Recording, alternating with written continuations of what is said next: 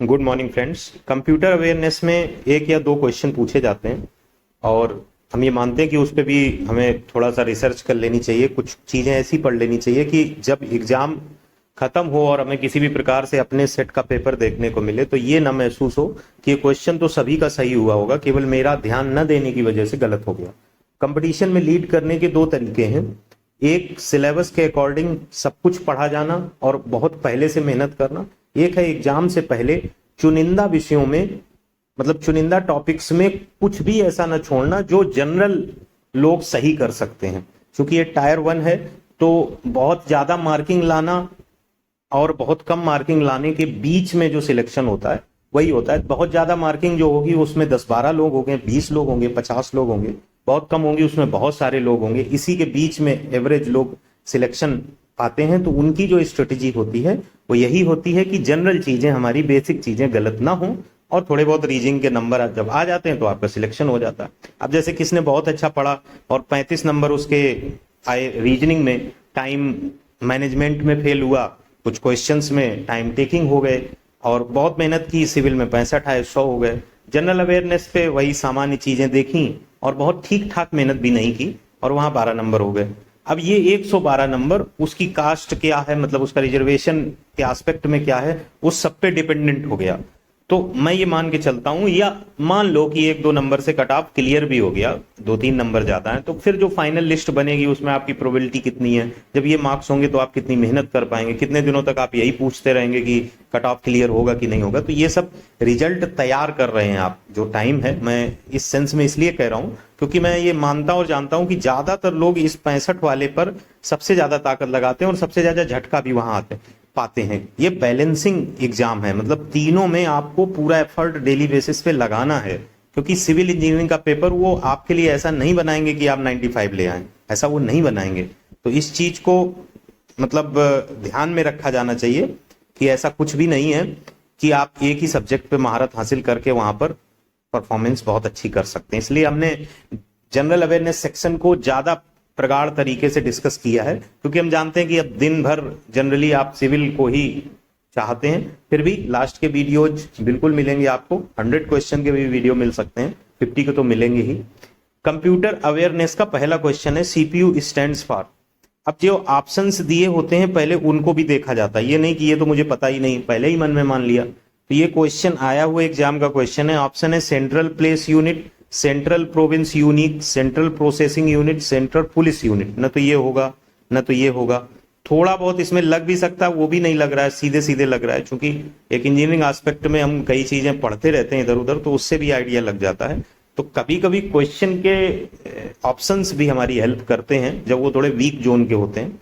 तो correct option C part होगा। अगला question in computer the permanent memory is called. अब यहां से क्वेश्चन शुरू हो गए कंप्यूटर के, वो जो आपसे गलती कराएंगे। Permanent memory, volatile memory, primary memory, secondary memory, non volatile memory, temporary memory. ये जो चीजें हैं ये जब आपके माइंड में आएंगी तब आपको दिमाग में ये चीज बहुत अच्छे से रखना है कि यहाँ पे बहुत अच्छे से पहले कॉन्सेप्ट क्लियर कर लीजिए कि कंप्यूटर में दो मेमोरी होती है, एक प्राइमरी मेमोरी होती है और एक सेकेंडरी मेमोरी होती है। प्राइमरी मेमोरी में रैम और रोम आते हैं, सेकेंडरी मेमोरी में आपके सीडी है, हार्ड डिस्क है, ये सारी चीजें आती हैं। अब यहां पे उसने पूछा है कि कंप्यूटर में परमानेंट मेमोरी किसे कहते हैं। प्राइमरी मेमोरी में जो रैम और रोम होते हैं, इसमें रोम जो होती है वो रीड ऑनली होती है, इसको बदल नहीं सकते हैं। ये परमानेंट और नॉन वोलेटाइल होती है। कौन सी? रोम। रोम कौन सी होती है? परमानेंट और नॉन वोलेटाइल होती है।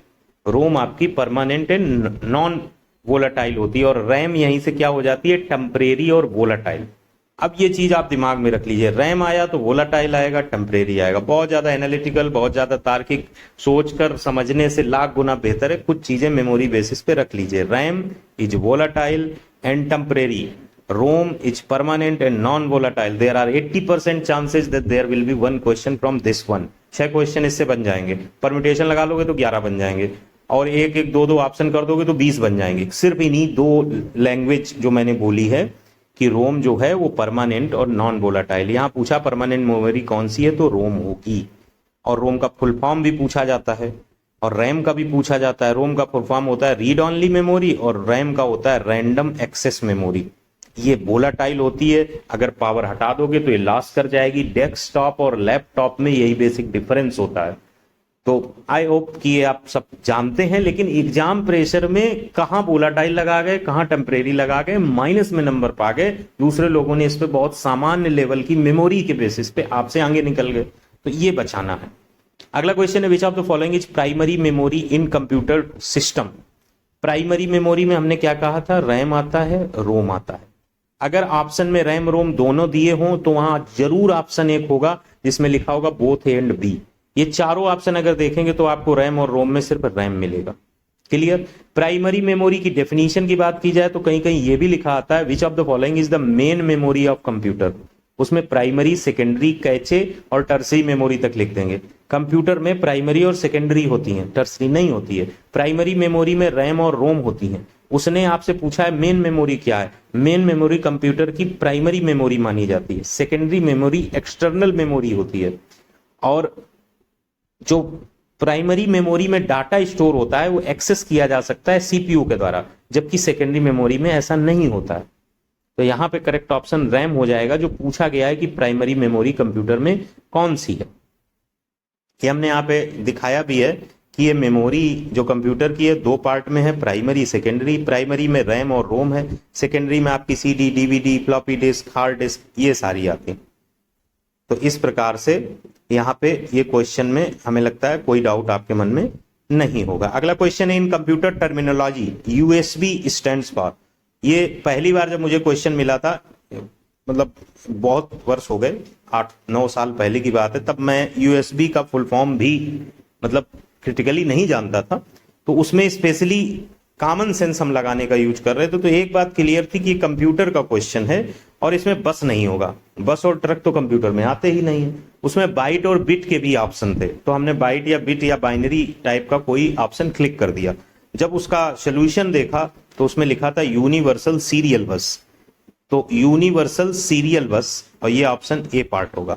यूएसबी को फुल यूनिवर्सल, यूएसबी का फुल फॉर्म होता है यूनिवर्सल सीरियल बस। ये टेक्नोलॉजी यूज की जाती है connect computers with peripheral devices. USB device नहीं कहते यूएसबी कनेक्ट कर दो, पेरिफेरल डिवाइसेस को कनेक्ट करने के लिए यूएसबी केबल आप यूज करते हैं। कुछ भी आप उसमें मोबाइल कनेक्ट करना चाहें या कुछ भी यूज करना चाहें, उसका फुल फॉर्म होता है यूनिवर्सल सीरियल बस। आज की डेट में भी जो फ्रेशर कैंडिडेट आते हैं, जो कंप्यूटर को कुछ नहीं जानते हैं, वो यूएसबी का ये फुल फॉर्म नहीं लगाएंगे। ऑप्शन देने वाले ने सही से फंसाया हो, मतलब unique system badge, unique system binary, ऐसा कुछ वर्ड्स क्रिएट करो जो माइंड को वहां पे इस दिशा में तो नहीं ले जाए। तो ये ऐसे आज भी ऑप्शंस आते हैं और लोगों के क्वेश्चन गलत होते हैं, तो ये आपको नहीं गलत करना। ये और सबसे ज्यादा टिपिकल है, ये बीआईपी से बीआईपी क्वेश्चन है जो माइनस नंबर दिलाता है। ओएमआर आज की डेट में भी जब आपके सामने लिखा होगा ऑप्टिकल मशीन रीडर, तो आप इस पे जा सकते हैं। क्यों जा सकते हैं? क्योंकि ओएमआर चेक होती है मशीन से। अब आप सोचेंगे कि ओएमआर मशीन से चेक होती, तो इसमें मशीन रीडर हो सकता है। तो ये दो में फंसी जाते हैं लोग आज भी, ऑप्टिकल मार्क रीडर या ऑप्टिकल मार्क रिकॉग्निशन। इन दो में एक ही ऑप्शन आपके सामने आएगा और दोनों इसके फुल फॉर्म कंसीडर किए गए हैं। ये मत समझ जाइएगा कि केवल मार्क रीडर होगा, ऐसा क्यों है, वो रिकॉग्निशन रीडर दोनों का मतलब यही है। तो ऑप्टिकल मार्क रीडर यहां दिया है, तो करेक्ट ऑप्शन ए होगा। इसी को ऑप्टिकल मार्क रिकॉग्निशन दे देते। इसका पर्पज क्या होता है? ह्यूमन मार्क डाटा को डॉक्यूमेंटेड फॉर्म में प्रोसेस करने के लिए ओएमआर का यूज करते हैं और मशीन से चेक किया जाता है। बट यहाँ पे यम जो स्टैंड करता है वो मार्क को स्टैंड करता है, जो आप सर्किल करते हैं ओएमआर में। तो ऑप्टिकल मार्क रीडर।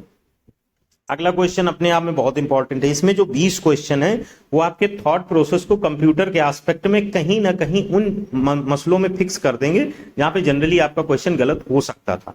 अब आपसे माउस पूछ दिया कि माउस क्या है, मेमोरी है, सीपीयू है, इनपुट डिवाइस है, आउटपुट डिवाइस है। थोड़ा बहुत नॉलेज रखते होंगे तो यहाँ पे आ जाएंगे कि इनपुट या आउटपुट में कुछ होगा, क्योंकि मेमोरी और सीपीयू तो है ही नहीं माउस। अब अगर माउस पूछा है उसने तो आपसे स्कैनर भी पूछ सकता है, स्कैनर पूछा है तो आपको मॉनिटर भी पूछ सकता है, मॉनिटर पूछा तो कीबोर्ड भी पूछ देगा, कीबोर्ड पूछा तो प्रिंटर भी पूछ देगा, प्रिंटर पूछा तो स्पीकर भी पूछ देगा, स्पीकर पूछा तो प्लॉटर भी पूछ देगा। अब इतनी सारी चीजें याद कैसे रखी जाए? बड़ा आसान है। कैसे आसान है?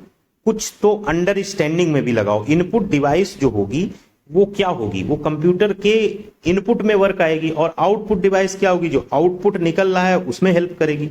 तो आउटपुट डिवाइसेज कौन हो सकती हैं? प्रिंटर हो सकती है, आपका जो इनपुट आपने दिया उसको बाहर निकालने का यूज कौन करेगा? प्रिंटर करेगा, प्रिंट निकाल देगा।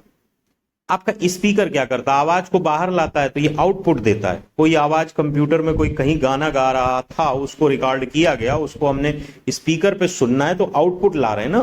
तो इस तरीके से लॉजिकल वे में कुछ चीजें बनाई जा सकती, बाकी लोग रिमेंबर कर लेते हैं। प्रिंटर, मॉनिटर, स्पीकर, ये आउटपुट डिवाइसेज हैं, जबकि इनपुट डिवाइसेज आपकी हैं माउस, माइक्रोफोन, स्कैनर, ये इनपुट डिवाइसेज हैं। अब माउस पूछा है तो आंसर तो सी हो जाएगा, लेकिन कभी कभी आपसे प्रिंटर पूछ देगा, कभी कभी ये प्रिंटर, मॉनिटर, स्पीकर दे के एक बीच में स्कैनर डाल देगा, कह देगा निम्न में से कौन सा आउटपुट डिवाइस नहीं है, और स्कैनर में आप फंस सकते हैं। तो स्कैनर इनपुट डिवाइस में आता है।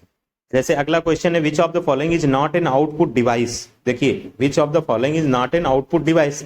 अब माउस आपको पता है इनपुट है, तो सीधे सी लगा के आप आगे बढ़ सकते हैं। प्लाटर में आप कंफ्यूज तब होंगे जब ये मोर देन वन ऑप्शन होगा। प्लाटर आउटपुट डिवाइस में आता है, तो माउस इनपुट में आता है, बहुत फेमस है, ऑप्शन में पहले दिया है, तो सीधे सीधे आप क्लिक कर देंगे तो 7 का सी हो जाएगा। अगला क्वेश्चन है, which of the following converts high level language into machine language. High level language into machine language. High level HLL, इसको कौन कन्वर्ट करता है ML में, मशीन लैंग्वेज में? ये काम होता है कंपाइलर का। अगर इसी को उल्टा कर दें तो ये काम हो जाता है असेंबलर का। तो ये क्वेश्चन आपको इंपॉर्टेंट है। Which of the following is 1 byte equivalent to. ये क्वेश्चन भी बहुत अच्छा मतलब बनता है, ये तो बहुत बेसिक है कि 1 बाइट कितने के बराबर होता है। तो 1 बाइट आपका कितने के बराबर होता है? 8 बिट के बराबर होता है, 8 बिट के। तो यहां ऑप्शन सी हो जाएगा। लेकिन 1 बाइट 8 बिट ये बहुत सिंपल है, 100 में से 95 लोग सही कर जाएंगे। कठिन क्या होगा जब 1 किलो बाइट पूछा जाए और आंसर में 1000 बाइट्स भी दिया हो और 1024 बाइट भी दिया हो, तब 30% 1000 ही लगाएंगे, 70% 1024 लगाएंगे। ये अवेयरनेस का लेवल है कंपटीशन में, आप मान के चलिए। अब दिक्कत पता कहां आती है? जब वो आपसे पूछे 1 मेगाबाइट, 1 मेगाबाइट आपसे पूछे और ऑप्शन में आपको दे दे 1000 KB, और आप 50% 1000 KB लगा जाएंगे 1 मेगाबाइट में। और जबकि रियलिटी है कि 1024 KB होता है कंप्यूटर लैंग्वेज में। मैथमेटिकली नहीं आप यहां जा सकते हैं, ये चीज दिमाग में रखनी है आपको कि 1 किलो बाइट 1000 बाइट नहीं हो सकता है कंप्यूटर लैंग्वेज में। ये 2 की पावर में जाएगा, और 2 की पावर में जाएगा तो ये 10 to 4 हो जाएगा। तो इस तरीके से यहां पे आपके हमने एक चार्ट दिखा दिया है जिसमें 1 byte, kilo byte, megabyte, gigabyte, terabyte, petabyte. ये कई बार पूछा गया 1 TB में कितने GB होते हैं। अब वहां आप GB अलग निकालो, TB अलग निकालो, सीधे याद रखो 1 TB में 1024 GB होते हैं। और ये बहुत फेमस क्वेश्चन है।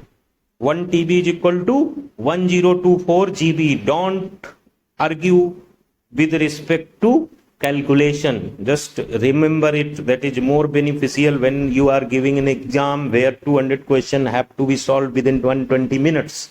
तो यहां पे अगर कोई क्वेश्चन बहुत फेमस है तो it is better to remind that particular answer for the benefit of high marking in that exam. Which of the following is an extremely fast small memory between CPU and main memory. Extremely fast memory की बात आ जाए तो बिना सोचे समझे cache memory. Less time taking memory की बात आ जाए तो बिना फिर सोचे समझे कैचे मेमोरी। कैचे मेमोरी है क्या? Extremely fast memory type that acts as a buffer between RAM and CPU। RAM क्या है? Random access memory. रैम क्या है? Random access memory. It holds frequently requested data and instruction so that they are immediately available to the CPU when needed. Cache memory is used to reduce and average time to access data from the main memory. Which memory is used to reduce the average time to access data from the main memory? That is cache memory. तो speed की बात, time reduce की बात आए तो cache memory. बिल्कुल settle down कर लीजिए माइंड में। अगला क्वेश्चन है, Daisy wheel printer is a type of. Impact printer का सबसे ज्यादा क्वेश्चन आता है, और इंपैक्ट प्रिंटर में डेजी व्हील प्रिंटर है और डॉट मिक्स प्रिंटर है, और ये दोनों पूछे जाते हैं। ऐसे भी पूछ सकते हैं डॉट मैट्रिक्स प्रिंटर किस टाइप का है, तो इंपैक्ट प्रिंटर है। डेजी व्हील प्रिंटर किस टाइप का है, तो इंपैक्ट प्रिंटर है। हमने वो क्वेश्चन रखे हैं जो 7, 8, 9, 10, 12, 15 बार पूछे गए हैं अलग अलग एग्जामों में। सिर्फ वही क्वेश्चन हमने रखे हैं, ऑड क्वेश्चन नहीं रखे हैं। ऑड क्वेश्चन वहां आए तो अगर स्ट्राइक करे तो कर देना, नहीं तो जो हम मॉक टेस्ट चौथा मॉक टेस्ट इस समय कम्युनिटी पर ऑन गोइंग है, जो 1-2 दिन में आपके सामने यहाँ वीडियो पे भी आ जाएगा। तो उनमें जो क्वेश्चंस हैं उनमें थोड़े ऑडनेस क्वेश्चन भी इन्वॉल्व रहेंगे, तो उनको देख लो। और एक लिमिट के बाद बहुत ज्यादा उसकी चिंता करने की बजाय जो हमारे पास रिटेंट नॉलेज है, हम उससे रिटेंटिव नॉलेज है उससे क्वेश्चन करने की कोशिश करते हैं, और यही हर एग्जाम का थीम होता है। In the field of computer virus stands for, very important. जब पहली बार आया था लोगों के सामने, पहले तो वायरस का बहुत ज्यादा फुल फॉर्म नहीं पूछा जाता था। BIOS, JPEG, ALR, ALU, इनके फुल फॉर्म पूछे जाते थे। CPU, वायरस का फुल फॉर्म आया, फिर कई बार एग्जाम में आया। तो वायरस का V का अर्थ है वाइटल, इसमें 2 ऑप्शन खत्म हो जाएंगे, इसमें तो 3 ऑप्शन यहाँ खत्म हो गए। सिर्फ V के वाइटल से 3 ऑप्शन खत्म हो जाएंगे, और यस की सीज से बाकी सारे ऑप्शन खत्म हो जाएंगे। अगर आपको पूरा याद नहीं होता है तो वाइटल और सीज याद कर लीजिए, तो इतने से ही ऑप्शन खत्म हो जाएंगे। बीच का है information resource under siege, vital information resource under siege. It refers to the type of malicious software or malware that can, जाहिर सी बात है वायरस क्या करेगा, डैमेज करेगा डाटा फाइल्स, सॉफ्टवेयर को सब पूरा खत्म कर देता, कुछ खुलती नहीं है फाइलें, सब गड़बड़ हो जाती हैं। तो vital information resource under seize पूरा याद करने से लाख गुना बेहतर है। वाइटल और सीज दिमाग में रखिए, ऑप्शन तुरंत क्लिक होगा, आगे क्वेश्चन करने के लिए समय बच जाएगा। फिर से आ गया वही, रैम क्या है, ये मैंने क्यों दिया है, क्योंकि अभी रैम वोलाटाइल नॉन वोलाटाइल के सेंस में तो हमने क्वेश्चन के रूप में नहीं पूछा है। फिर से याद करा दें कि रैम अगर याद आए तो वोलाटाइल साथ में याद आए, और वोलाटाइल साथ में याद आए तो टेम्पोररी साथ में याद आए। तो रैम, वोलाटाइल और टेम्पोररी, ये तीनों चीजें आपको साथ में याद आएंगी, तो अपने आप ऑप्शन क्लिक कर लेंगे 13 का A। अगला क्वेश्चन है the memory management scheme that permits the physical address space of a process to non contiguous space is called.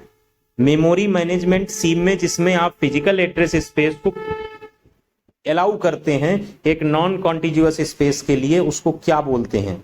ये वर्चुअल मेमोरी इंप्लीमेंटेशन की बात कर रहे हैं, और वर्चुअल मेमोरी इंप्लीमेंटेशन पेजिंग से रिलेट करता है। और ये जितनी बात मैंने कही अगर हवा में लगी हो आपको, तो यहाँ पे याद रखिए कि मेमोरी मैनेजमेंट स्कीम जो परमिट्स करती है फिजिकल एड्रेस स्पेस को प्रोसेस करने के लिए नॉन कॉन्टिजियस स्पेस में, तो उसको पेजिंग कहते हैं। The IC chips are made of, IC chips होती हैं सेमीकंडक्टर की, और सेमीकंडक्टर में जनरली जो चिप्स यूज होती हैं उसमें सेमीकंडक्टर में सिलिकॉन यूज किया जाता है। तो 15 नंबर क्वेश्चन का आंसर बी पार्ट होगा। 16 नंबर क्वेश्चन में कंप्यूटर में चिप किसकी बनी होती है, तो थिन लेयर ऑफ सिलिकॉन की बनी होती है, इसमें भी आंसर बी होगा। दोनों क्वेश्चन का ध्यान रखने का तरीका है कि चिप जो है वो सेमीकंडक्टर है, और सेमीकंडक्टर मेनली सिलिकॉन को यूज किया जाता है। कॉमन केमिकल एलिमेंट है जो सैंड में पाया जाता है, सिलिकॉन सेमीकंडक्टर है। इसकी इलेक्ट्रिकल कंडक्टिविटी मेटल्स और इंसुलेटर्स के बीच लाई करती, इसलिए इसे सेमीकंडक्टर कहते हैं। करेक्ट ऑप्शन यहाँ बी पार्ट होगा। अगला क्वेश्चन है the work of assembler, the work of assembler. अभी जब हम वहां बात कर रहे थे तो क्या था, वहां पे बात क्या था कि हाई लेवल लैंग्वेज को मशीन लैंग्वेज में कन्वर्ट करता है तो उसको बोलते हैं कंपाइलर, और अगर असेंबली लैंग्वेज को मशीन लेवल लैंग्वेज में कन्वर्ट करता है तो क्या कहलाता है, असेंबलर। असेंबली लैंग्वेज को मशीन लैंग्वेज में कन्वर्ट करता है तो असेंबलर कहलाता। Binary code 7 is written as, binary code 7 को कैसे लिखा जा सकता है, तो आपको बता दें जो ऑप्शन है उन्हीं से क्लिक कर सकते हैं। पहले पीछे से चलते हैं और 2 की पावर 0 से शुरू करते हैं। 0 इंटू 2 की पावर 0, 1 इंटू 2 की पावर 1, प्लस 1 इंटू 2 की पावर 2, प्लस 0 इंटू 2 की पावर 3। तो यहाँ पे आप पहले से 0 आ जाएगा, दूसरे से 2 आ जाएगा, तीसरे से 4 आ जाएगा, 4 2 6 हो जाएगा। इधर जब करेंगे तो ये 7 आ जाएगा, फिर अगले वाले में अलग लगाएंगे। 7 का पूछा गया है तो सेकेंड पार्ट हो जाएगा। वो हमने नीचे भी दिखा दिया है कि आप लेफ्ट से इंक्रीजिंग पावर की तरफ बढ़ेंगे 2 की बेस में, और यही तरीका होता है कन्वर्ट करने का binary number two decimal number. 19 number बहुत इंपॉर्टेंट है, अलग अलग पूछा जाता है। एक निबल कितने बिट के बराबर होता है, एक निबल 4 बिट के बराबर होता है, और 4 बिट का मतलब आधे बाइट की बात कर रहे हैं, क्योंकि 8 बिट होते हैं एक बाइट में। तो अगर 1 निबल पूछा जाए कितने बिट के बराबर, तो 4। कितने बाइट के बराबर, 1/2। अगर पूछ दिया उसने सपोज दैट कि एक बाइट में कितने निबल हैं, एक बाइट में कितने निबल हैं, एक बाइट में 8 बिट होते हैं, एक बाइट में 8 बिट होते हैं, और 4 बिट में एक निबल होता है, तो एक बाइट में कितने निबल हो गए, 2। तो इस चीज को ध्यान रखिएगा कि 1 nibble is equal to 4 bit. इतना याद है तो इससे सारे कन्वर्जन आप कर ले जाएंगे कि एक बाइट का आधा अगर है तो 1 निबल है, 1 बाइट का आधा अगर है तो 1 निबल है। अब ये न्यूमरोलॉजी एक तरह से नंबर सिस्टम है, उसमें ये टर्म दिए गए हैं तो उनको याद रखना।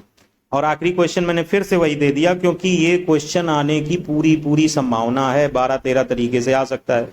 RAM is a volatile and temporary memory, कितनी बार हमने कहा, वही आखिरी में क्वेश्चन भी यहां पर रखा हुआ था।